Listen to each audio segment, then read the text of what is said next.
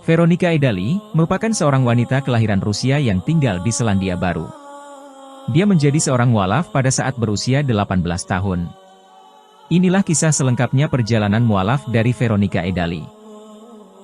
I think it's about time I shared with you my rebirth story. For those of you who don't know, I was born and raised in Russia. I moved to New Zealand on my own at the age of 15. And quick disclaimer, I come from a very small and pretty sheltered town in Russia. I was never really exposed to Islam, and to what I was exposed was not, authentic or truthful.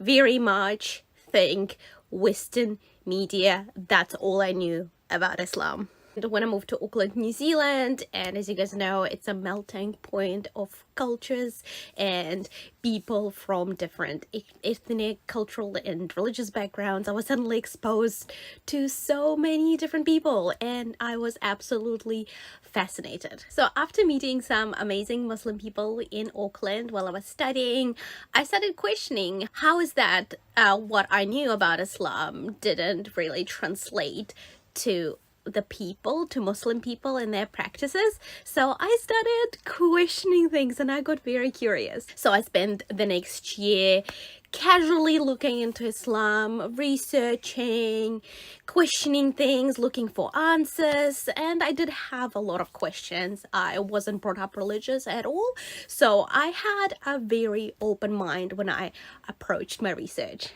The more I looked into the religion, the more it made sense to me. But then something quite tragic and unexpected happened to me. I lost my dad at the age of 18, and it changed everything.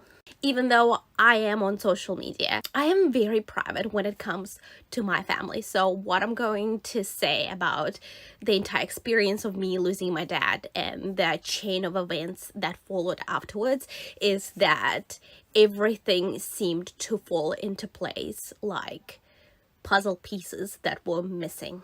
It happened 8 years ago now, and when I look back, I'm able to see the reason and the purpose, and I'm able to find peace and understand maybe why I went through it. Because after everything what happened, I simply couldn't deny that there was God's plan at place. And just a few weeks after losing my dad, I took my shahada, and alhamdulillah, I never looked back. At the time of my conversion, I did have sufficient knowledge about Islam, but I can't say that my decision was purely based on logic.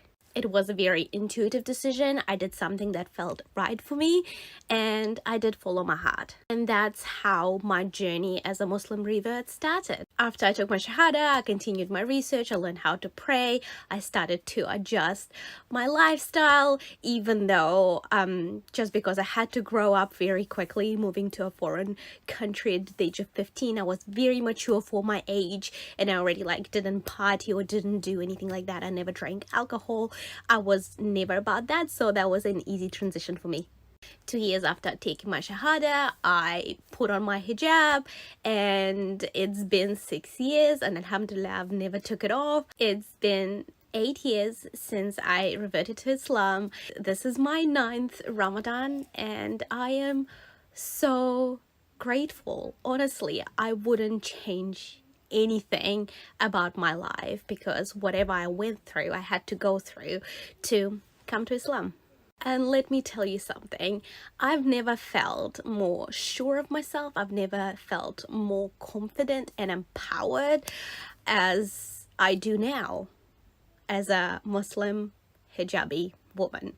So it comes from someone who chose Islam, so let that sink in. Itulah kisah perjalanan mualaf dari Veronika Edali. Semoga kita mendapatkan hikmah dan manfaatnya. Assalamualaikum warahmatullahi wabarakatuh.